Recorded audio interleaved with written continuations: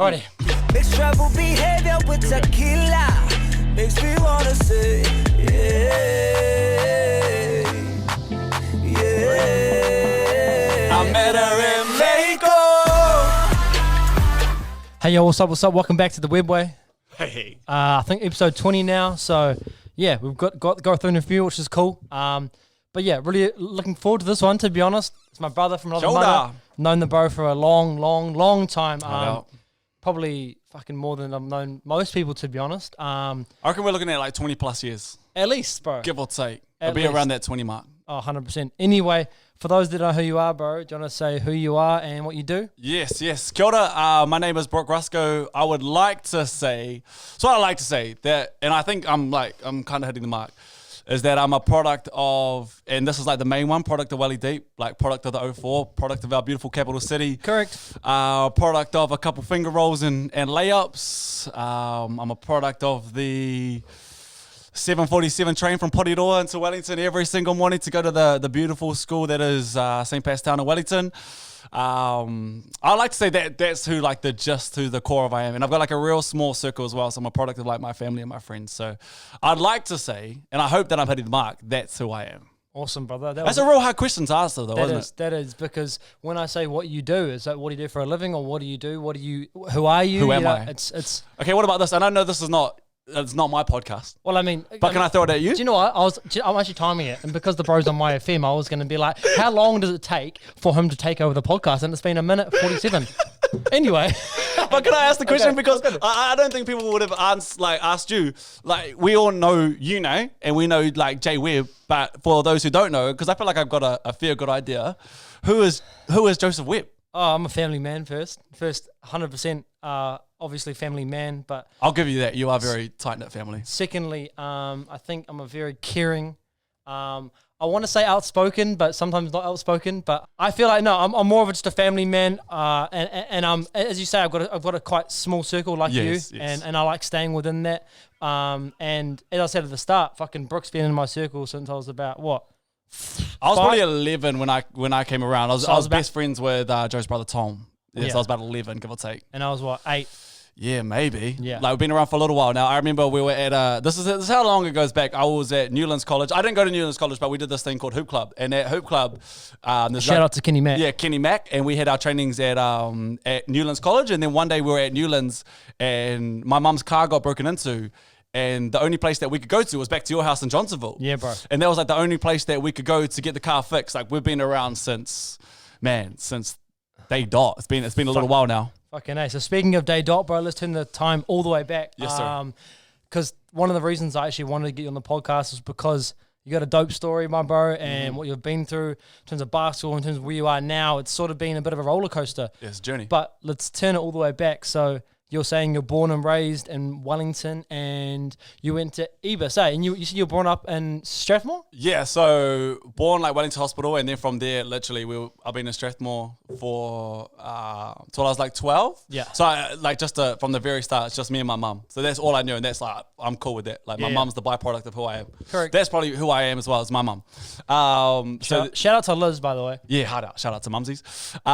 So yeah, that's like that was me until I was 12. We lived in Strathmore. And then we moved out to Porirua, and that was like the greatest thing to happen to me because there's like when you go out to Porirua, which if you're not sure where Porirua is, it's like 20 minutes outside of Wellington, and it's there's like a family bond out there that you can't really like single down, like you can't really explain what it is unless you're there, and then you really get the vibe. Yeah. So I was very, very lucky to grow up in Porirua, but to also go to school in Wellington. So there was like a little byproduct of both of those. So I could hang out with like some of my close family. Every single day I'll go home and go to the par and we'll just hang out and we'll play basketball. So I got that family connection right there, but also to come into school at St. Pat Town, which I would say is like the best school. And I know every school you go to, like you'd say like Dub Sue's the greatest, you know? But for me, going to St. Pat's Town, greatest school. And I'll stand by that, love it. Still got a real close connection with the boys that I went to school with. But what? But there's a big but here, and I had to jump in because if I remember correctly, sorry, just put it out there. If people don't know, I'm a proud Wellington College boy, and if I'm not mistaken, Brooke actually tried to go to Wellington College before He went to St. Pat's. Okay. Got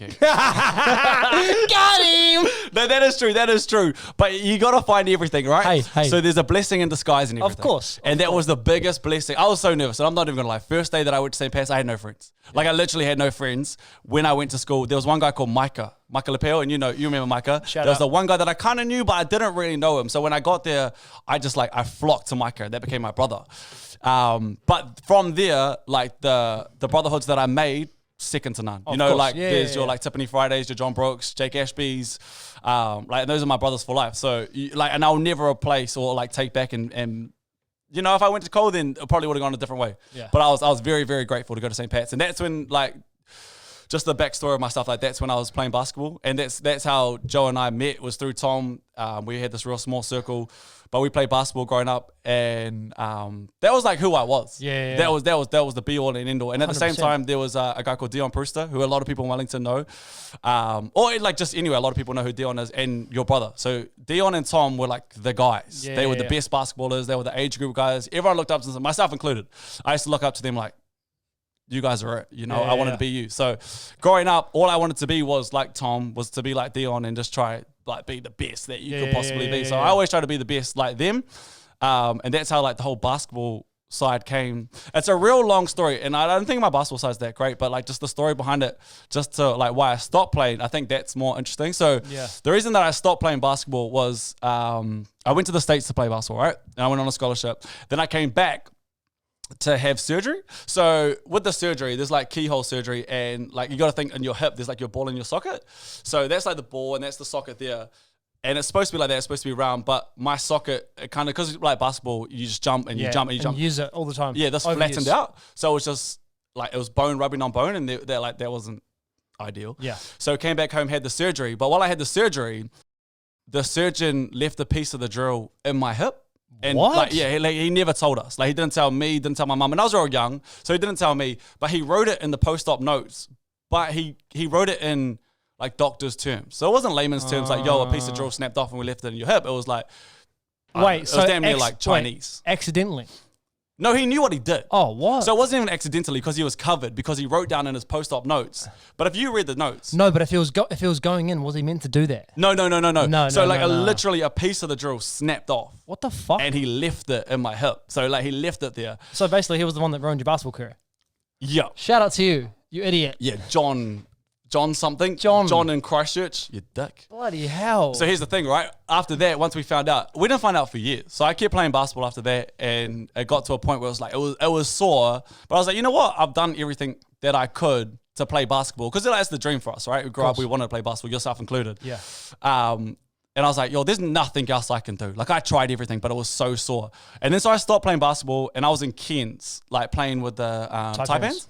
And then I came back, and it was like 2 years later, and I had seen physios, I seen team doctors, I seen everyone for like 8 years from when I had my first surgery. No one ever said, yo, go and get an x-ray. Like, not one person said, yo, do you know what you need?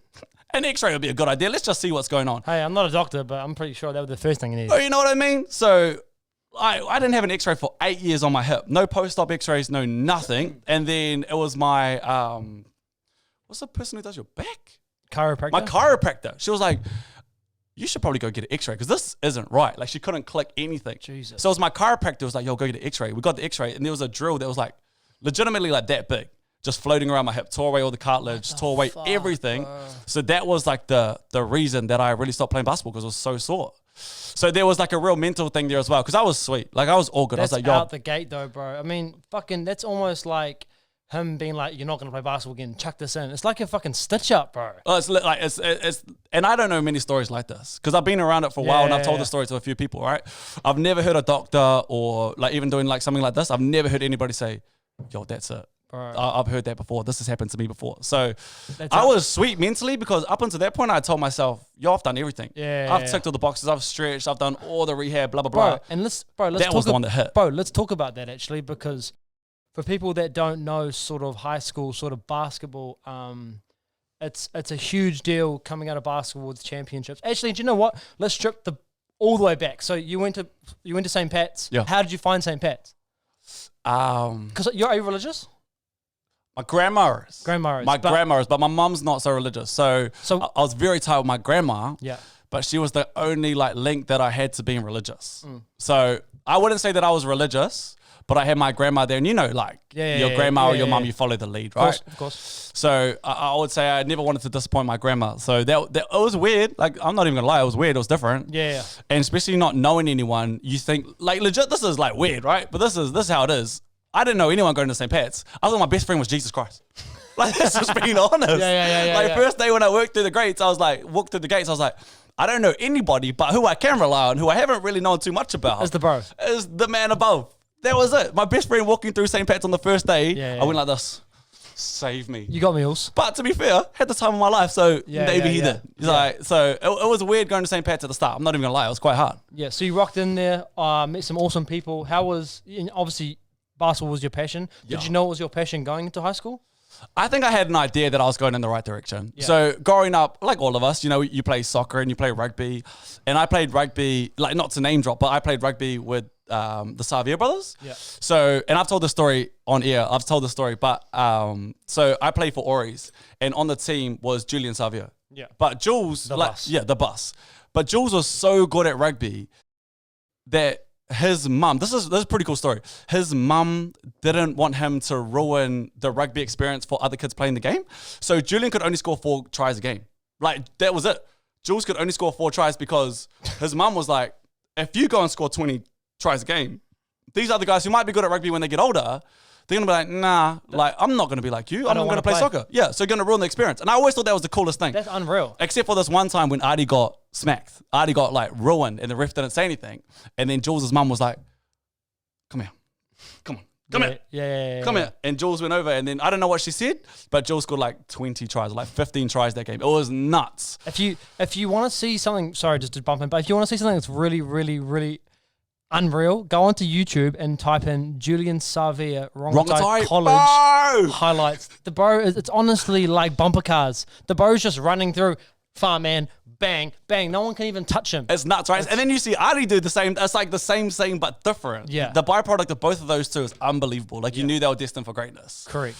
So you went to St. Pat's, obviously, and decided to play basketball. How did you guys do in your like junior sort of years? Because I know you later on you did really well.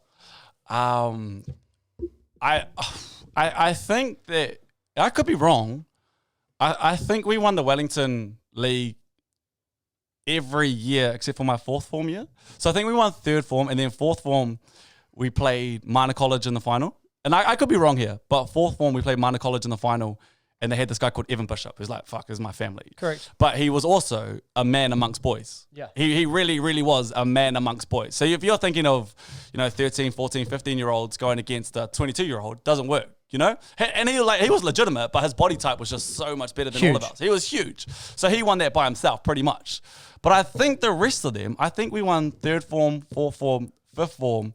3rd form, 5th form, 6th form, 7th form, the Wellington competitions. Yeah. So 4 out of the 5 years that I was there was pretty good. So you had a bloody, back in the day, I had the bro Jay Mills on the podcast, shout out Jay Millie, and he was saying, like, there's only a few people that have been, like, ridiculous in high school. One's Corey Webster, because that guy's a fucking freak, but you weren't far off, bro. You guys had a team that was, I wouldn't say the most talented on paper, but I think it goes back to what you're saying about family, bro. You guys were all like brothers and you were best mates. And I feel like that's what got you over the line, because for people that don't know basketball very well, it's a game that's surrounded by height. So if you're not tall, it's going to be, you can make it, but it's tough, So for example, I think the average height in the NBA is 6'7", 6'6", so it's tall. That's crazy, right? It's crazy. So the St. Pat's, the team that Brook played for, their tallest player was, forgive me if I'm wrong, 6'2".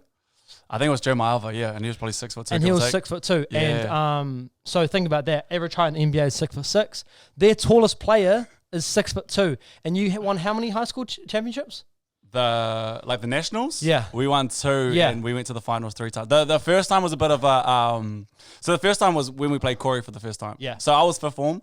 And the rest of the guys, myself and Jake Ashby were 5th form, but the rest of the team were like 6th form and 7th form. And it was a bit of a surprise to all of us. So my mum, when I was 5th form, didn't let me play in the seniors until like halfway through the year. Oh, because back then, because I was like under. Yeah. So it was an under thing. So my mum was like, yo, you're too young to go and play against these grown-ass men. But then my uncle became part of the team, and shout out to Uncle Pete. Shout out to Pete. He was the one that convinced my mum to be like, yo, he's all right, he can actually play. Yeah. And then that was kind of when the whole basketball thing started, because we went down to nationals, we came second. I kind of like caught up with my body a little bit as well, because I was going to be a shit. I was like Steven Adams. I'm not like Steven Adams, but like you grew on though, level, right? Yeah, you know what I mean? But I couldn't really catch up on my body. And then at fifth form, I kind of caught up to myself, and I was like, oh, yo, we're on here. Yeah, we're fucking on here, John. Yeah. So it was my uncle was like, yo, let him play seniors. He's all good. And so that was a real eye-opener. But after that, so we lost the final. And then I remember after that, we won like 102 straight college games. Yeah, but it wasn't even about, like, bro, don't get me wrong. You guys were good. Like, you guys were real good. But I feel like there were people around the country that were better than you guys, but you seemed to just get it done. Yeah, we had so how did you get it done? We had a bond, like brotherhood. We had this bond, and so like St. Pat's stories. I said we started this thing, and I don't know if people really know this. And if you're from St. Pat's and you're still going there, or you went there, you might be like, "Buzzy, they did that." But we started this thing called Rocks Up, and it was like this. Yo, so it's just like it was like that. We started at a tournament called Western Springs. Yeah, that's what Jay-Z does, isn't he? Yeah, and that was pretty much the idea. And we never thought that anything would go from it, but that was our little thing, and we just called it Rocks Up. So we had like this bond that was like second to none. Sort of like you're on. It would be like, I'm on an podcast. So we had like this bond that was like second to none. Brotherhood. It was like, it was the greatest thing. And it still kind of stood. Like I saw Micah, who was part of the team for the first time in like 6 years. Like a year ago, it was like we didn't miss a beat. You know what I mean? Like it was just catching up with one of the brothers. Just that bond, yeah. Yeah, so it was one of those ones I can't really explain what it was like, but when you were there and you're in the moment, then you knew you had the brothers for life. I think we had this connection, and also my uncle was the coach. And I think at like a real young age, and I think a lot of coaches should take this in. At the time, we were like, this guy's eat us. What is he doing? Yeah. We had 2 plays. That's it. Yeah. We had 2 plays. But you were run and gun, right? Like legit, we just try to press and then get turnovers, because kids, as they get older, they get better. But if you're young, my uncle was like, yo, just force them left. Because like kids can't jump with the left hand, with the off hand. Or we'll just press them, and eventually we'll tire them out. And that, like, it just seemed to work. It's a Kenny Max D's as well. Yeah. That's how we won as well. It was very Kenny Max D. So at the time, we were like, bro, you'll eat us. And then it started to work. And then we lost that first championship, which is fair enough. We were real young. But then after that. And they had an unreal team. Oh, they had like Corey Webster. Like Rob Lowe. Rob Lowe was in there. Tom wasn't there, so he'd already left. But they had tall guys. They had legitimate guys. They had like Warwick Siddle, who's like 7 foot maybe. Yeah. Rob was like 7 foot at the time. And Joe Marvel was marking him, he was 6'2". Yeah. So Joe's like trying to bang, but height's height. But the next year we learned a little bit, and then we won in the 6th form, and then 7th form we ran it back in like a real weird way, but we ran it back, so it was cool. Yeah. No, that's dope, G. So when you were at St. Pat's, did you know that you sort of wanted to head the basketball way? Like for me, like I'm at high school, bro, and I'm like, yo, I love basketball, and it's my passion, and I love it so much. But I knew that I didn't, like, I would love to go pro, but I knew that I wasn't gonna do it. So I thought, fuck, I'm gonna head down, get my shit in, and then go to university, and then play Saints, like, play development, play with the boys, be on the bench, be a part of it. But I'm not gonna try and pursue it. But the question I'm asking you is that when you're in high school, did you know that you wanted to be a pro baller? That's a weird one. Like for me, it's a real weird one when I think about like high school basketball, because I was at the point, and this is me just being honest, where if you hear all this hype. So, like, growing up, and I got, like, to a point where people would just constantly say, they would tell me. And then you start to drink your Kool-Aid. And then that's when I was sipping on, like, my own drinks, and I was like, I think I'm the man. And then you kind of get in your own head. Because everything was going great. And this is me just being honest. Like, everything was going great. So I was like, I'm on here. Like, this is it. I'm going to play basketball for the rest of my life. But why not, right? Yeah, like legit. That was. But I think it was a real big curse as well, because coming from where I'm from, that's not who we are. Like Porirua, we're like family first. We're you just give. So as like me just sipping on my own Kool-Aid by myself over here, I never said it vocally, but like deep down when you're young and. Like the Dominion Post at the time was like a big deal. I was on the Dominion Post. Like, bro, you were front of it, and it was like all the time. You were that guy at high school. So if you were sipping a bit of your own Kool-Aid, then it is what it is. So that was the problem. So I was like, yo, if that was me, I'd be fucking doing the soft pints. I'd be into it. Oh, and I was like, I'd be bloody on, John. I was doing vortices on my own, Yeah. So yeah. But that was like a real curse. And looking back, then like you learn a little bit, right? And I was never to know that I was going to get injured how I did, but. that was my biggest blessing, was that I got injured and I couldn't play anymore. Which is weird to say, because I was at a point where I was like, I was okay at basketball. You were really good. But I don't think, even if I trained harder or if I did more, I think I got to where I was at, and like, not saying that I couldn't have gone any further, but I think I got to where I was at, and that was probably where I was at. You know what I mean? And there's a lot of people, and I say this all the time, and I don't want like New Zealand basketball to go down this track, or people who play in New Zealand basketball, but they put all their eggs in one basket. And this is exactly what I did. This is why I think it's a blessing. I put all my eggs in this one basket, and I was like, yo, I'm going to crack it. But there's a lot of people who play in the New Zealand Basketball League, and that's as far as they get. And you can't make a living. Like, I'm being real honest here. You can't make a living and look after your family and then have something after, if that's all that you've done. Correct. And it's different now if you can go into the breakers and you can do a little bit more. But the New Zealand can't. The New Zealand Basketball League goes for 3 months. So if you invest everything that you have into 3 months, where you might make, the max guy makes like 60K. The people who are just investing and they're just playing in the New Zealand League, though, they're not making 60K. What? And then you have a 9-month off season. That's what I mean. And it's real hard, but the passion is there. So it's real hard for me to like shoot people down and be like, yo, that's not it. Because the passion is there, and basketball is what we know and that's what we love. So it's like a catch-22. You want to chase the dream, but also my thing, because I was chasing the dream. And I think I would have come to a crossroads where I just like fell off. And who knows where I would have ended up. Like, fuck, that's just being honest. Who knows where I would have ended up. But I got lucky that I got injured, and then I fell into doing radio. Like, it's a real hard one. That's fucking legit though, bro, because you're right. I mean, New Zealand basketball is just, oh, fuck. It's crazy because, as you say, like, how can you go to your employer? Say you got a 9-to-5 job, and then you say, oh, hey, boss, just by the way, I'm going to go play basketball for 3 months, earn a bit of money, and I'll be back in 3 months, G. And some people are real lucky. So there was a guy who played with the Nelson, and he's like a legend in New Zealand. Excuse me. He's a legend in New Zealand basketball. His name is Phil Jones. Yeah. So he did his time, right? So he played in Europe, and he played in New Zealand, and he played in the New Zealand League, and he played in the Breakers, and one of the greatest shooters New Zealand's ever produced. Correct. And then in the off-season, he would go the best. Yeah, and then in the off-season, he'd go play in Europe. And then he came back to Nelson, and he was like the hero of Nelson. Correct. And legitimately, fair enough, Phil was the fucking man. Yeah. And then from him being the man in Nelson, it's a real small town, he managed to get a job that's like a real high-paying job just because of who he is. But he got really, really lucky. And you've got to be the best to get really lucky. Yeah. Not everybody's the best. Do you know what I think a little bit of that is? And I keep fucking preaching on about it, G, but it's when you're in the spotlight and you're in, like, for example, I was talking to Artie, I was talking to Lima about it. They've got all these corporate people sponsoring. For example, I'm the ANZ Saints, for example, or the ANZ Breakers. The fucking ANZ sponsoring our team. So do you know what I'm going to do if I'm the star player? I'm going to go talk to the CEO and ask him for a coffee. Because do you know what? When I'm 5 years down the line, there's a potential for me right there. Who was that? Yeah, right. Exactly. Do you know what I mean? So you got to use these sponsors. So I think that's what Phil did. Do you know what I mean? 100%. The great, not the greatest advice that I've ever got, but some really, really, really good advice that I got was from Dylan Boucher. So I've had a lot of teammates over the time, but I'd say two of my favorite, or maybe even the best, just because they really took me under their wing, was Dylan Boucher, New Zealand great, and also Mika Vakona, New Zealand great. Like they look after you. And what Dylan told me back in the day was, like, basketball is great. And he was way better than I was. His career was way better than mine. Fucking man. He just, like, he had what he had and he used it and he was great at it. But he was like, because you always go to events, right? He was like, networking is the most important thing to do while you're where you're at.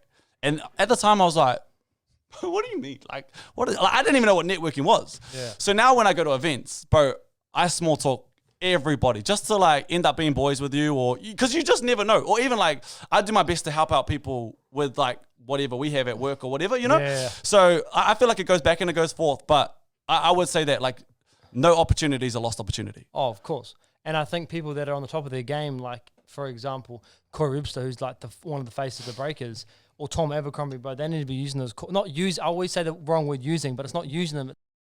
It's, you're at the top of the game, you're that guy, so you may as well talk to those corporate people and be like, yo, can you, like, what can I do after basketball and stuff, you know?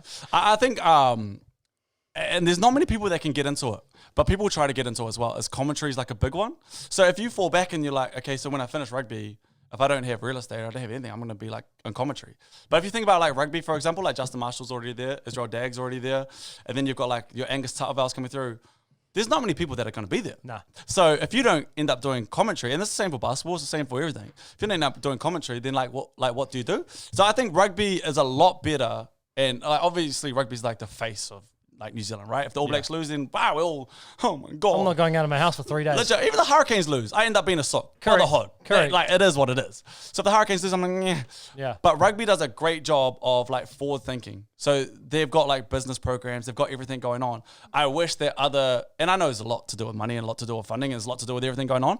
I wish other programs had the same type of thing. Yeah. But it's just a wish. Like with the New Zealand League coming up, or that's playing right now, the Sales League, I'm like, it's a real catch-22 for me, that league. Yeah, Like, I don't know, bro. That league is just fucking doing my head in, bro. I'm up in Auckland next week. I'm gonna go watch a game, but to be honest, I'm just gonna say one thing: if you He hit the if the best players in New Zealand are not playing in the New Zealand Basketball League, is it a New Zealand Basketball League? So this new Sales League that's going on, and I know it's probably not where you want to go, but we're here now, so fuck it. Okay. So this Sales League, this Sales League, I think it's a gift and a curse. Brotherhood. I think. So do I. I think Yeah, it's a of course. gift because the gift is that we get to see like your Opportunity. Team Murrays, you know, like I would like, let's just say that Ruben was playing, Ruben Tarangi or Shea Ili, or even like your Ethan Ruspatches. If they were playing, Tane would still play, but we wouldn't see him as much. Of course we wouldn't. So that's the gift that we get to see him. The curse is that we don't get to see the other boys. The curse behind the scenes that I don't think a lot of people get to see, and this is because I'm very close with Jordan Mills, who's a part of like the Saints, and they're part of New Zealand basketball. I think the part they are New Zealand Basketball. yeah, legit, they are. I think the part that people don't see, and I had this chat with him earlier today, is that the league is great because we get to watch basketball. And I like, to be fair, I really enjoy having the opportunity to be like, you know what?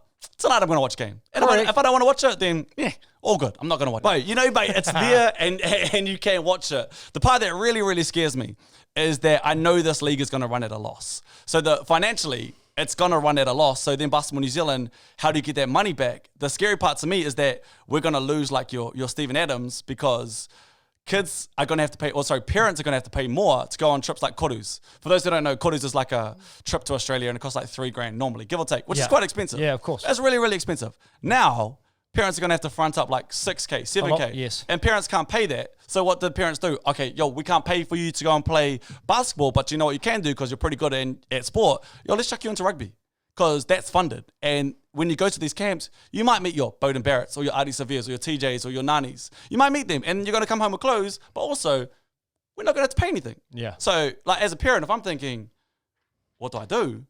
Oh shit, okay, let's send them to rugby. But what I want to know is why the Basketball New Zealand people, like the staff, are getting paid really good money, but the players aren't getting paid jack shit. I think if you're like 7 to 10, you don't get paid. So imagine if you left work for 6 weeks, right? So say you, Boss, for I'm example. out of here. I'm a professional basketball player. I'm off. I'm going to NBA. By the way, I'm not getting paid. But I'm back in 6 weeks. But I'm Is back that in all 6 good? weeks. Is that sweet? So Is that all good? Extended leave or what? there's guys like Sammy Dempster, right? Who's played in the New Zealand League, he's played for Nelson for years and years and years. He's not there because he can't leave work. But he's been a staple in Nelson for, I would honestly say, 8 to 10 years. Correct. But he's not playing in this league Yeah. because he can't leave for work for 6 weeks. Exactly. So I'm brotherhood. I'm torn with the league, but also I might play the last 2 weeks. So what's? I'm not getting in, mate. No, see, that's another thing though. The reason that I might play, KB, hit me up. the reason that I might play the last couple of weeks is because there's so many games over such a short period of time. Everyone's injured. Hey. So the coaches are like, "Yo, can you come play?" Because people are injured. What I'm saying is that it's not as good as it could be. It could be, yeah, 100%. And someone like the Mills family have been trying to get it on TV and trying to push New Zealand basketball and For years. and now this is on TV. I think the thing that everyone should see is that the 3 best teams aren't there. So you've got your Saints, you've got your Southland, you've got your Hawke's Bay. They're the 3 best teams and they're not there. And I think that speaks volumes. Yeah. But a lot of people haven't picked that up yet. So Yeah. I think that's the... But for the There's a space lot of in that. time that they've done it in, bro, kudos, you've done really, really well. But I think as a whole, opportunity is amazing. But going forward, I think if I'm the CEO of BBNZ, probably should be, what I would do, I would have waited and I would have listened to Auntie Jacinda and I would have been like, okay, where are we at with coronavirus? Yes. Oh shit, a month later, we could have had the normal NBL running because we were done coronavirus 3 weeks later. Do you know what I mean? New Zealand rugby has done the greatest. There's very few people in 2020 who have capitalized, right? And that's like globally. There's very, very few people who have capitalized. I'd say New Zealand rugby have hit the mark as well as you can. Yeah. They sold out Eden Park. They never sell out Eden Park before a game was played. So I get it, the Blues are winning now, right? but a game hadn't been played and they sold out Eden Park. That's crazy. You look at the basketball, like there's not many people there. Yeah. They're like New Zealand rugby hit the mark. I wish that New Zealand basketball could hit the mark as well. Yeah. Anyway, hey, bro, we've gone on a black hole here. We're going Sorry. to keep digging. But what I'm going to do is, what I really want to talk about is, sorry, because it was a great chat, is that I took over again, eh? growing up, people can vouch for me. Brook was that guy. He was the basketballer. If you think of Brook Ruscoe, you think of the guy from St. Pat's. You think of the guy scoring 30 a game. You think of that high school basketball dude. 25. 45, But obviously you went to the States, you came back, did your operation, and then you sort of said, okay, I've had this operation, and I feel like, I don't know what the transition was, but you sort of moved away and you went to multi-TV way and you sort of got an opportunity. But what I want to know, when did you know that it was time to hang your boots up? When did I know? That's a good question. When did I know? When did I know it was time to hang it up? Yo, I just got too sore. So, I was very lucky when I came back to New Zealand. So I was supposed to go back to the States, but obviously after my surgery, it just didn't go right. And there was so much time in between that I missed out the time to go back to America. Yeah. Which was fine. At the time, I was quite gutted. But it was fine. Like, it was okay. And then I didn't really know what I was going to do. So then there was a guy called Dean Vickerman who was part of the Breakers. And he was like, yo, come up and just be a part of the team. And I was really young. And I was just training with them and whatever. And while I was there was also a guy called Aaron Fern who was a part of the Cairns Taipans. He was the head coach for the Taipans. And he called me out of the blue. And he was like, come to Cairns. He was like, I don't have much money, but if you come over to Cairns, it's like an opportunity for you. And at the time, as I said before, my eggs were all in one basket. So I was like, I don't really want to go to Cairns. Honestly, I didn't want to go to Cairns because I looked it up on the map. It's like far north Queensland. It's hot. It's muggy. It's not really like a Sydney or a Melbourne or a Brisbane. It's like quite quiet. So I was like, nah, I'm good. Then I talked to Dino and I talked to my mum. And they were like, well, you get more of an opportunity over there. Just give it a go. You know, like you're a part of the Breakers, but you're not really a part of the Breakers at the moment.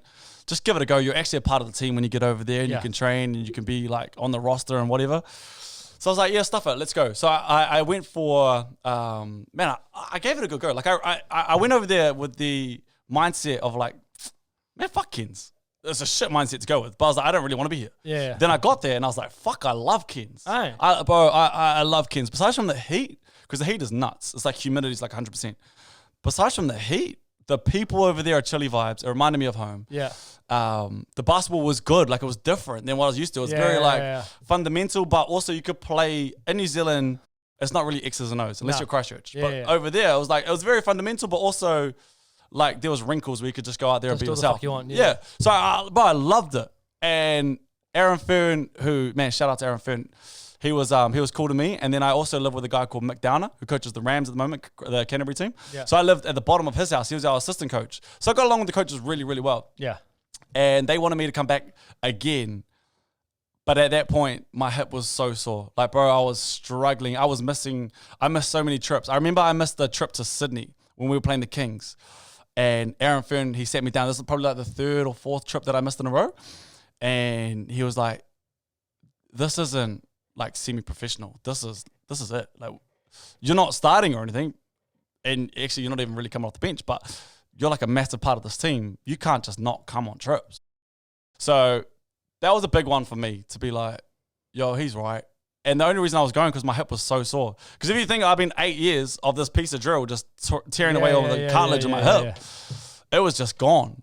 So that was the part where I was like, yo, I might be done. But at this point, I still didn't know that there was a piece of drill in my hip. I had no idea. Yeah. So in my mind, as I said before, my mindset was, like my mental was, like all good. I gave it a good go. I gave it everything that I had. Yeah. I stretched, I did my rehab, I did everything that I could do.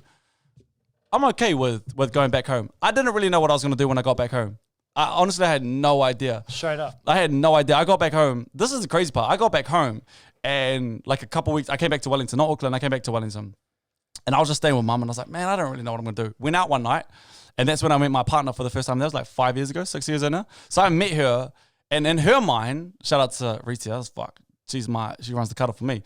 In her mind, I was like playing basketball and I was the man. And it's like, so she saw me as like she was like, oh, fuck, that's cool. You're great. I met this guy, but fuck, I was down and out. Like I I had just finished. Yeah. So she got me at like the worst time. And that's why, like, through thick and thin, like, I'll always have her because that was when I was like, bro, what do I do? Like, what the fuck? Like, what do I do? And she's like, she sat through all this shit where, like, she moved to Auckland and I was like, I don't really know what I'm going to do. Okay, I'll move up to Auckland as well. I can still play in the New Zealand League because it's nowhere near as difficult. Of course. Like, the stress on your body is sweet. Yeah. So you can play like 2 games a weekend, the rest of the week, chilly vibes. Go to training, but it's not really all that, you know? Chill. So I can play in the New Zealand League, but aside from that, I was like, what the fuck do I do? So she sat beside me through all of that.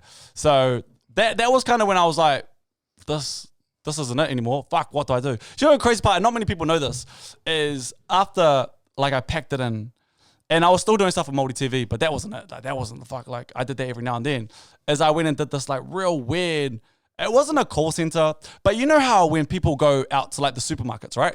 And then you see people at the front, it's like UNICEF or it's like the Red Cross. They go through an agency, and the agency is this real small group, but literally they will have 50 interviews a day of people just trying to get a job because the rotation is just so quick.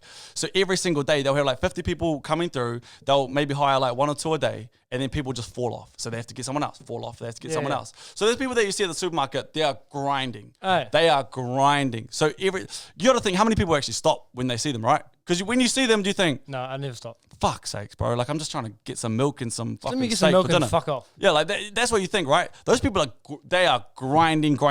I work for them, not to go to the supermarkets. I was literally calling up the supermarkets to be like, hey, I got 2 people. Can they come and set out your office from 2 to 4? Is that it? And then you'd have to work out the rest. So you got 50 people on 3 different sites. It's 150 people that you have to work out for every day what the fuck they're going to do. But I went and like called every fucking supermarket every day to be like, yo, it's me again. Can these people come and sit through? Yeah. And that's when I finished basketball. I went to do that. So I went from like the peak of our dream, right? It was playing basketball to just like it's not even a bad job. It's like it was a good job. Yeah. Like it just wasn't for me, and it wasn't that. But Ritia sat beside me behind all that. She was like, you just got to write it out. You got to do this. You got to do that, and blah, blah, blah. So Multi TV was there at the same time, but it wasn't enough to like survive. So I had to go and do some other shit. And then that's when I was like, fuck, this shit's weird. I put all my eggs in one basket. I'm fucked. And then, then you stopped playing basketball. And then after that, how did you get onto Mai FM? That right there was, so that was very lucky. This is like the best piece of advice that I could ever give. It's not what you know, it's who you know. And that's why it comes back to networking is like the greatest thing, or small talking at these times. Because you didn't go to radio school. Bro. Yeah, I didn't go to shit. Hey, you can talk shit. You went to talk shit school. He didn't go to radio school. Well, I'm trying to take over this shit. You know, people are sorry. Trouble behavior with tequila. Sorry, radio. You know what I mean? So I was at Multi TV and I was filming at Multi TV. There was a show back in the day called Code. And Code was like a massive show on Multi TV. People loved Code. But I was just like I was a small fish in a big pond, and I was just doing my part. I would go out. It was me and Conrad Harrell. You remember Connie? Yeah, Connie. So it was me and Connie. We would go out and we would do all the we'd do cutaways and we'd do random interviews and we'd do like skits and whatever. And Connie was the man. So I got a little bit of attention off the back of Connie being on it. And then there was a guy called, and I owe radio to this guy right here, DJ Severe. So at the time, DJ Severe was the PD, which is program director, which is like top dog in Mai FM. And he was on Multi TV. Like he was on Code, sorry. And he saw what we did. But he also kind of knew a little bit about, he knows a lot about basketball. So we were kind of just yarning off the back of Code, just like behind the scenes off set one day. And we were yarning. And he was like, bro, come to Mai FM. Just like, come and have a yarn and just see what you reckon. Yeah. Like, he didn't say you're going to be on air. He was like, just come into the studio, come into the office, get to know us and blah, blah, blah. And I was like, yo, say less, on way. Yeah, fucking A. So, but it took a bit of time for me to chase him up. So he said that, and then he gave me his phone number, gave me his email next day, bro, because I didn't want to go back to where I was. And I still had to go there and I had to call these supermarkets. But while I'm calling these supermarkets, I'm like, yo, Severe, nothing.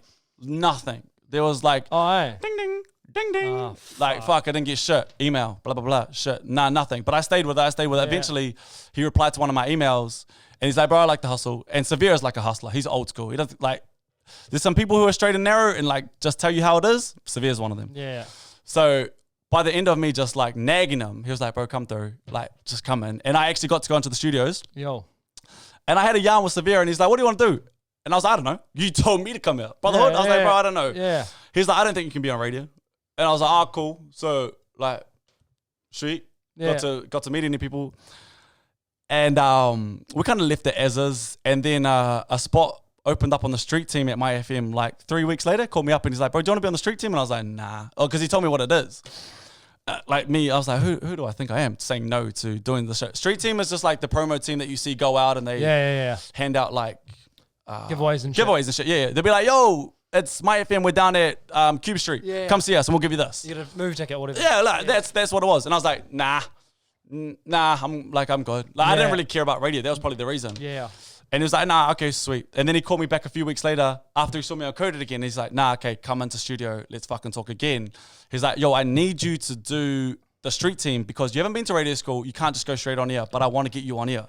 Oh, so like I know it's a long way to get here, but he was like, you need to put in the time on the promo team, be around through weekends in order for me to put you on here, or else you can't get it. Like, or else people who have been waiting and waiting and waiting, they've done radio school. They've done it all. They put in the time. Yeah. I can't justify being like, I was straight on you. Yo, there's this guy. I'm going to chuck him on a network show. I can't do it. So I had to put in a little bit of time doing street team. And bro, it was fun. Like Brotherhood, it was fun. My first thing that I ever did was I thought that I'd go to, like I'd go to Countdown and hand out like a movie ticket. First thing I ever did, this is why I was like, yo, we're on here. Was like we went to a house. So say we came up to a house right here. And the family put on a barbecue. They put on this next level feed, and Mai FM brought Catch a Fire to the house. Holy. So that was the first thing that I saw. What the Catch a Fire was singing to this family with a barbecue. Family brought us in. I just watched Catch a Fire and I ate. I was like, yo. We're on here, John. We're on here. This is great. Bro, 2 days later, I was out handing out fucking spaghetti at Brotherhood. So I saw both sides of it, but I was very lucky that I didn't have to do it for very long. Because it is, bro, it's hard. Like Brotherhood, just being honest. It's hard to do that shit. So I was very lucky that Severe heard some weekends. Actually, Severe, even to be fair, Severe, when I did the weekends, he was the one who was like, so, fuck, here we go. Sorry again. But to get on air, there was one spot for nights. And this is the first time I was on air. It was to do 7 till midnight. And it was between me and one of my really close friends now, her name is Kitty. And it was between the two of us. And Severe wanted to go with Kitty, but there was a guy called Cullum, and he's still with us. Shout out to my guy Cullum. He was like, nah, I think we should go with Brook. So Severe took a leap of faith.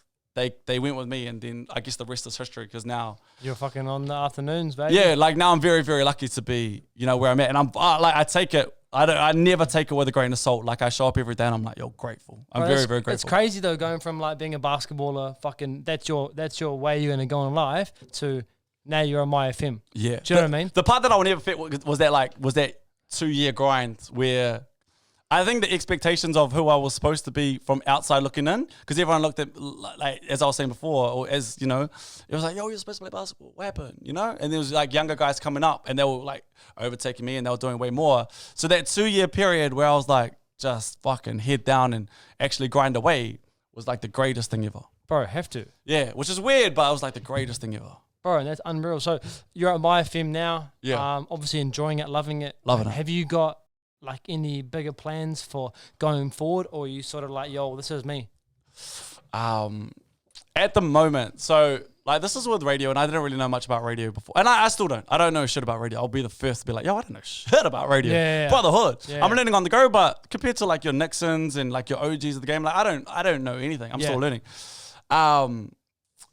But I'm really happy with where I'm at the moment. Yeah. And I'd like to stay here for a little bit. Only reason is because, like with a lot of us, when you play sport, like you're the athlete mindset where you're like, you want to master your craft. Yeah, of course. And I'm like nowhere near where I need to be. And where you want to be. And where I want to be. So the dream when you're in radio is to do breakfast, right? Is to do the mornings. Like just quickly, how the fuck is Jordan jump straight to mornings? That's what I want to know. How has that happened? I would like to say that I was a part of that. So our boss. Hey, by the way, Jordan, love yours. But hey, you're straight in there. And I want to know how. This is like, Jordan's got that BDE. Like Jordan's Jordan. And so before Jordan started, like the seat that Jordan sits in now is the one seat that I'd hate to sit in. And that was filling in for Nate Nauer. Because Nate Nauer, if you're at Mai FM, he was the voice of the people. Nate was like our guy, you know? So to fill in for Nate, you're filling in some shoes. But Jordan has like stepped up in a way that I don't think anyone saw coming. Not even myself. And I'm I'm brothers with Jordan. Yeah. Not even I knew Jordan was going to be this good. But Jordan just has a real unique way of being like, fucking for the people, talk shit, knows his craft, knows how to master it, turn it on, turn it off. Yeah. Fucking, yo, you need this? Okay, I got you. Do you need that? Yeah. Okay, I got you. And a Say few less. nahs. Yeah. Bro, and so Jordan is very good in it. Jordan knows who he is. Yeah. So there's very few people that would just go straight into doing breakfast, but Jordan was made for it. And he had like the social backing as well. Like Jordan on social media is very, very good. Yes. You know, so people love Jordan. So him to slide in like that, took it like a grain of salt, fucking rolled out, and the rest is history. So 100%. Jordan was made for it. And one day I would love to work with Jordan. And I think you will, bro. You guys. I hope so. I think you guys are the future of Mai FM. I listen most days, bro, and I think you would. I mean, obviously the guy that's with Jordan now, Nixon, is Nixon, yeah. Yeah, obviously he's amazing, but I feel like you could definitely slide into that spot, bro. That's the idea. So that's the hope, and that's the plan, and that's the goal. But you never know until you sign the contract. Tegan's good, but I think I could slide into where she is. Boys are on. Yeah, I think we're on here, John. Bro, you take that and then let me talk with Jordan, bro. We'll just talk shit. So that's the weird part about radio, right? Do you think you turn the mics on and then fuck? Everyone's got a job. Like, everyone's got a role. So when I started radio, I was like, chilly vibes. Like, turn it on. Yeah. You do that. Fucking you do this. Mixed trouble behavior with tequila. Hey, you think that's what it is, right? Yeah. But there's like roles because it has to be balanced. So if Jordan is like the funny guy, and then so let's just talk about the My Morning Crew for a second because that's who people know. Jordan's the funny guy. Jordan's the voice of the people. Tegan is like the voice of reason. She's got the girl side as well, and Jordan does a great job of that. And then Nixon has really mellowed out, but he is also like the guy who sits on the fence. And he steers a bit, eh? Bro, he's like the captain. He's the first pipe. He runs the cutter. He does all the work in the like behind the scenes, and then he throws it over to Jordan and Tegan to get the glory, basically. Yeah. And both. So I sit where Nixon sits in the afternoon, and because I'm cool with that, then like I'm like we're sweet, you know. Everyone has to know their role. So when I started, they were like, "Who do you want to be?" And I was like, "Nate," because Nate got all the attention. And they're like, "You're not Nate," and I was like, "Yeah, no, you're right. I'm not Nate." Yeah. So it took a long time to work out who I was. I get you. But Yeah. that's good that you took it on the chin, bro. And I feel like you've taken that responsibility massively. Yeah, and it's hard. cool, bro. It's hard. It's hard. But I think it's cool because it's almost like you're like, fuck it, I'm taking this role. I want to be the other role, but I'm going to take this role, and hopefully I can slide into these breakfasts soon. Slide in. Because, bro, I feel like, honest to God, you should be in there soon, bro. Just like, this is me. Obviously, I'm a bit biased because I'm your friend. Yeah, but I think that you should definitely slide into there. And, you know, a few young guys don't hurt. You know what I mean? Yeah, I hope that's the plan. Like, brotherhood, that is the plan. But as I said before, like, I really want to master my craft. And honestly, like, Nixon is the guy, and Nixon is the be all and end all at Mai FM. Like, brotherhood, there's no one that comes before or after Nixon. Like, everyone that we look to, bro, he's the man. He's our skip, he's our leader, he's our captain, he's our fucking TJ Perenara. Like, he's the guy, you know. So the fact that he's taken me under his wing has been unreal. So, bro, don't you find that crazy, bro? Like, shout out to people that are studying radio and shit, but this motherfucker just jumped the queue. You know, and just got straight in there, bro. Do you know what I mean? And it goes back to what you were saying before about networking, bro. Yeah, because 100%. you've taken, like, okay, imagine if you hadn't met DJ Savia. Yeah. Where would you be right now? Yeah, it's $1 million question. You'd probably be on the phone talking to the countdown. Yeah, I'd be like, yo, I got two people. I got two people. They do you need know what you. I mean? So, as you say about networking, that's where you've got today. And it's not by mistake. It's not by luck. It's by you putting in the mahi and listening to people like Dylan Boucher, like Mickey Vicona saying, all this basketball's cool, but it's not going to be here forever. Do you know what I mean? Yo, can I take a sec? Okay, I'll talk to Joe on the side, right? And I've talked to you a couple of times. But I got to give a little bit of credit to my man because I've listened to these podcasts. And Joe actually listens, right? There's a few people who do podcasts and I watch and I follow. And they're mean. But you listen, which I think is the best part of doing a podcast. So like I know, and we're bad in New Zealand. I'm the worst of taking compliments. But bro, I have to salute you real quick because you listen when you do podcasts. Appreciate you, brother. I love it. That's because you got a story to tell, bro. So you got to listen. Hey, so what I like doing on the potty though, I like saying a 3-course meal because I like food. I like my Diginis. I like my Mac's, I like my KFC, but what I like... You're talk shit. Brotherhood. You got the fucking body of doom. No. Brothers. So, what I want to know... Legit, shut up. ...is you're going to have a starter, a main, and a dessert. Anything you want, but before that, you can have the meal with any celebrity guest. Who's it going to be? And it's only one. Just one. It's only one. And it can't be me. If I could have dinner with one person... I know there's two people that I would really, really love to have dinner with, and I don't know which one I'd rather have dinner with. But the two people that I'd love to have dinner with is Michael Jordan. Correct. And I think it's an easy one, like especially for us. And after watching The Last Dance, even more so. Correct. He's a fucking psycho. But you just love to just sit and have a yarn and have a cigar.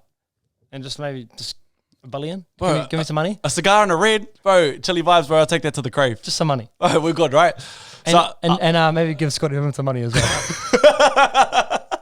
Because he was down and out, eh? Fuck it hell. Help your boy out. Do you know what I'm saying? Bro. Fuck it hell. Help a brother out. Bro. So Michael Jordan's one, and then it's very Americanized, but I'd love to have dinner with Barack. Because I just think the two, like, you just love to hear the yarn. Of if you could just sit there and there was no cameras on, there was no phones, you're like, okay, chuck your phones over there. There's nothing to this. This is just me and you sitting down, like, no cap. There's nothing else behind it. We'll leave it at the door. Anything you tell me at the door, we leave it. Yeah. Imagine the yarns you could have with Barack. I mean, and I'm a massive fucking, not taking your celebrities, but I'm a massive Michael Jordan fan, but I'd take Barack any day of the week, bro. Who would you have? Is Barack the one person you'd have dinner with? I'd have probably Barack or, there's a hard one. Barack or LeBron G. Yeah, LeBron would be good too. Yeah. I feel like LeBron is the most PC person you'd ever meet. And like politically correct, he does everything for Nike. He's great. He's never done anything wrong. How has this motherfucker been through 18 years in the NBA and never got a scandal? Not one story, right? And we're in the age 2020 where everyone's like this. Got you.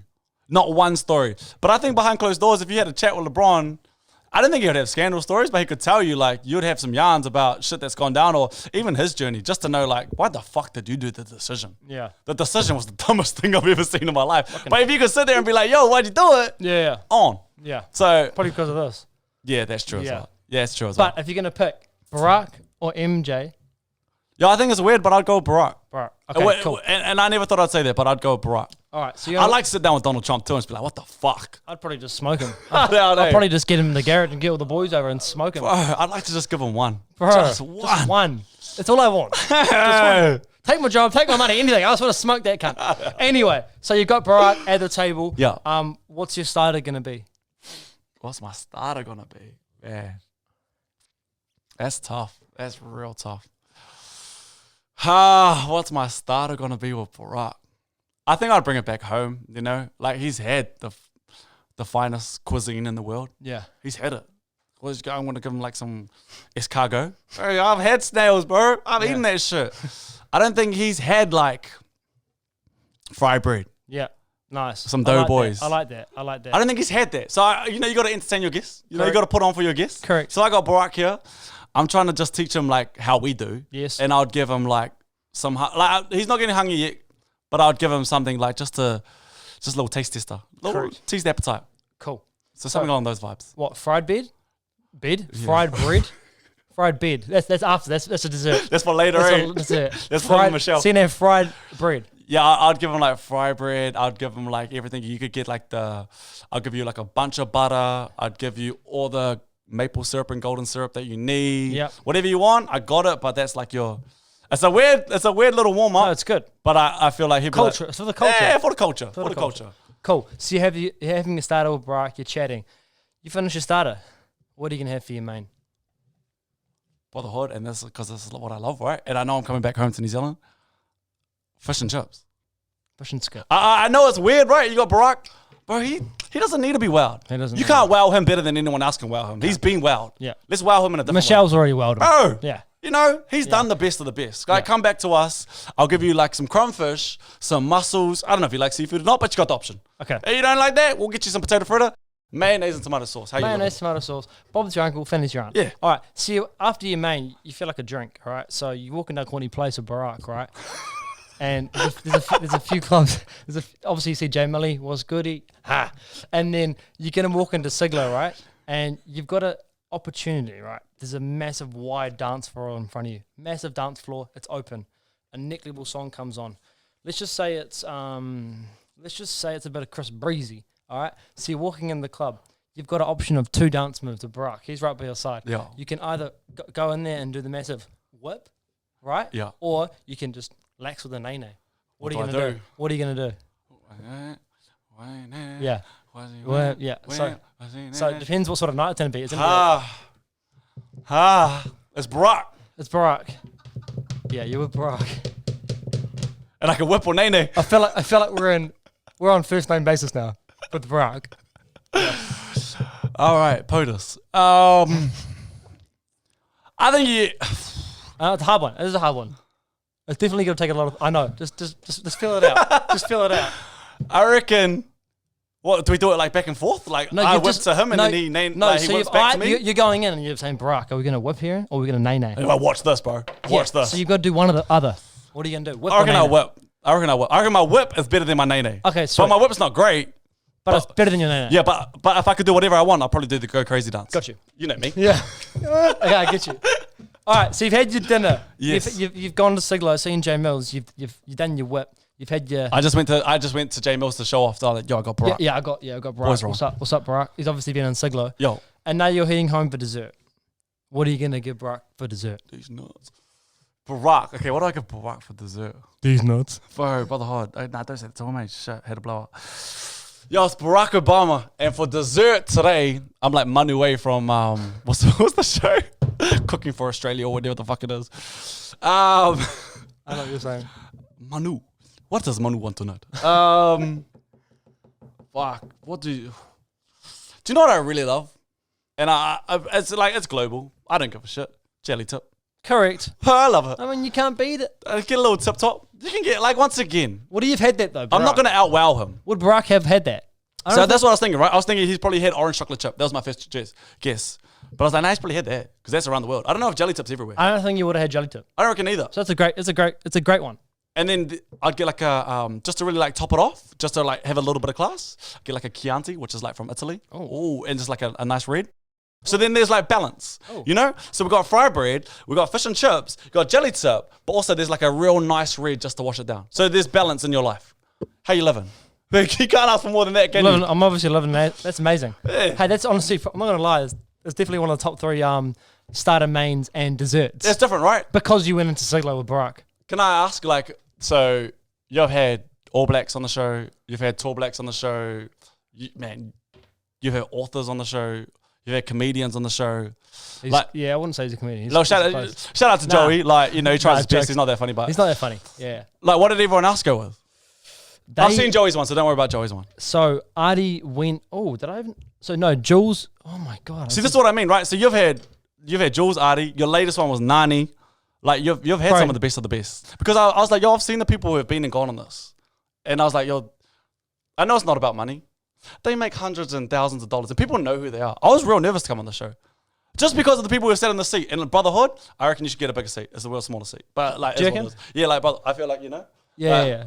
It's just gotta try to bring people back to reality. Oh no, you've done a great job, Brotherhood. Do you know what I mean? You've done a great job. If they have a big seat, then they're gonna think they're a big person. Oh no, yeah, high almighty. Yeah. Hey, what about this? Okay, so we were talking about this on the other day, and New Zealanders love bread. Okay, we were talking about this on the show. So imagine, right, like bread is like art. Okay, and toast is what New Zealanders do. So imagine you've got like a piece of toast, and that's your blank canvas. Okay, that's where your art works. That's where your Mona Lisa can be made. Yep. What's the weirdest thing that you put on a piece of toast?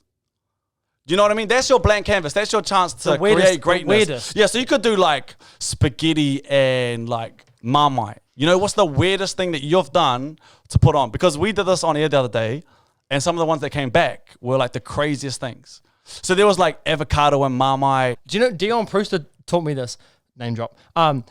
Marmite, and you have a hot Milo and you dip the Marmite in the hot Milo. No, so I'm with it with the bread, I'm not with the Marmite.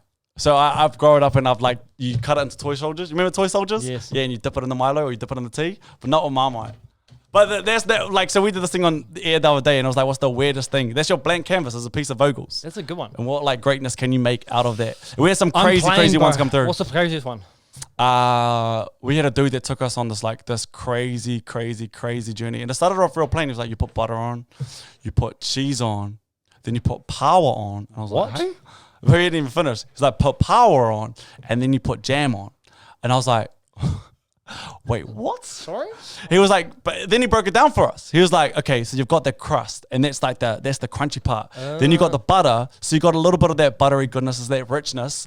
Then you got the power, and that's creamy. And then just to top it all off, you got the jam, and that's the sweetness. And you put it all together, goat. You know what I mean? But when you hear it, you're like, it sounds a bit like that's not it. But then when you explain it, heaps of people did mince and jam. I've never heard of mince and jam in my life. never heard of that. And never gonna have it. Heaps of people did mince and jam as well. all right, brother. The last question of the night. 10-year plan. So if you're sitting here in 10 years, where do you hope to see yourself? I really hope to still be at Mai FM. Like, brotherhood, I love my job. So I really hope to still be at Mai FM. And if I've done Mai FM and I'm still there at Mai FM, like job-wise, that I'd be pretty happy. Shit, it's a good position to be in. Yeah, like I'd be really, really happy if I was still at Mai FM in 10 years. Because I just know that I've done right and I've done well. Because it's a very fickle industry. And if you can stay in, then you can stay in. So I'd love to still be at Mai FM. And that means like, obviously we've gone on a journey. So I'd love to be at Mai FM, but probably like coming to an end of it. Yeah. So what's that, 2030? So if I was at 2030, not retire, but I think like I'd be very happy. Yeah. So just like job sense, that'd be great. And then me and my partner, are like very lucky. Like we're close to buying a house in Auckland, which is very, very hard to do. And it's taken years and years and years for us to be able to say that. So I'd love to have the house or maybe a couple of houses by then, and then just a little family running around the cutter. And that, bro, I'd be chilly vibes. You're happy. And then probably just a couple blowouts here and there. You know, with the boys. Hey, you got to. We'll go to Siglo. Just a couple. Just be you know, when you see the old guys at the clubs and you're like, go home, you old bastard. Yeah, yeah. But that's there once every 6 months. No, once every 2 weeks. Hey. You know? Bro, you got to do what you got to do. Hey, but brother. Once every weekend. I really appreciate you coming on though, G. Bro, thanks for having me. The funny thing is you know, I've actually seen your journey the whole way through. Yeah, it's weird, And that's the whole reason I wanted to get you on, bro, is because, as I said before, this motherfucker was destined for basketball greatness. And then he got to a point, obviously he got injured, but he thought, you know what, I can actually do something, like I can excel at something else in life, and I'm going to do that instead. And, you know, getting guidance from people along the way and Guidance actually, is key. you know, turning your taringas on and whakarongi and to all these people that actually made an impact in your life, like the Dylan Bouchers and stuff. That's really cool, bro, because, you know, imagine if you hadn't listened to that person, or if talking to DJ Xavier, you wouldn't be who you are today. So I probably wouldn't be here because I wouldn't have a story to tell. Hey, no, you still got a story to tell, but it'd be a different story. Yeah, 100%. Yeah, but hey, once again, brother, appreciate you coming on. Can I jump in? Can I tell a story? Yes. I know I've been talking for so long, but this is probably a story that you want to hear. So this is how long I've known Joe. We went to Waiheke Island, right? We went to Waiheke Island, and it was a good friend of ours. It was her birthday. And we were on Waiheke, and Joe didn't know anyone else. Like, Joe knew the person whose birthday it was, and he knew me. So we were on. Like, we were on in Waiheke Island. When we say on. Like, We were on. like we seen the boat. Like, you consider the dock. Like, we met her in, like, Mexico. That's what the vibe felt I'm pretty like. sure it was in Mexico. Yeah, sorry. Carry on. So we were sitting, like, you know, when you can have the dock, you can have the boat, and it's sitting in the dock, go one or two ways. We really pushed it out. We did. We really pushed it out. So I mean, I'm colorblind, and I still couldn't see it. So where you get into Waiheke Island, we were on the other side. Like literally, as you go around Waiheke Island, you couldn't be further from where you dock, right? So we were here and we were partying all night. All night we were at this little hut and it looked over, it was beautiful. It was unbelievable. Anyway, fast forward to the next morning, I wake up and my partner's like, you should just go check on Joe. And I was like, yeah, say less. I wander around. We were in this quite big place. They had like a fence that was like way further down. So there was like an acre of land and then there was a few houses floating around. And I was like, I'll go find him. I walked up the first story and I was like, okay, shit, he's not here. Okay, I walked down to the second story. I was like, oh shit, he's not here as well. I walked out to the batch and I was like, okay, this has to be where Joe is. He wasn't there. So I come back inside and I'm asking all these people, I'm like, yo, where the fuck are you? Like, where the fuck is Joe? And everyone's like, nah, they haven't seen him. And then other people were like, oh, he went back with bloody Sean's brother to fucking Auckland. And I was like, okay, sweet. And then other people were like, no, he didn't go on the boat with him. I was there. He didn't go on the boat with him. So I'm like, yo, where the fuck is Jay Webb? I was so close to calling his mum, because I'm quite I know C Webb, I know Debbie, to be like, yo, I've lost Joe, and like I don't think this is. It's my fault, and I'm sorry. I don't think this is gonna be good. I have no idea where he is. Fast forward to like an hour later, he pops out of fucking nowhere. I'm like, where the fuck have you been? He managed to walk all the way from the dock on the other side of Waiheke. He got a bus there by himself. He managed to walk all the way back around Waiheke Island and hide in this fucking God knows where and then pop out of nowhere. And the funny part about it is you don't remember it at all. It's your partner, Aida, who was like, yo, what the fuck happened to you? Bro, and I remember getting back and you being like, one shoe on and no top. I had one shoe on and no top. And he goes like this. You know. And I was ready to drop him. I was like, good night, eh, cuz? You know. I was ready to drop him anyway. That's my story. Sorry. I said tell it. No, that was good. Sorry. Hey, appreciate you coming on, brother. Thanks for having me, Love bro. you, Moles. Win. Boom.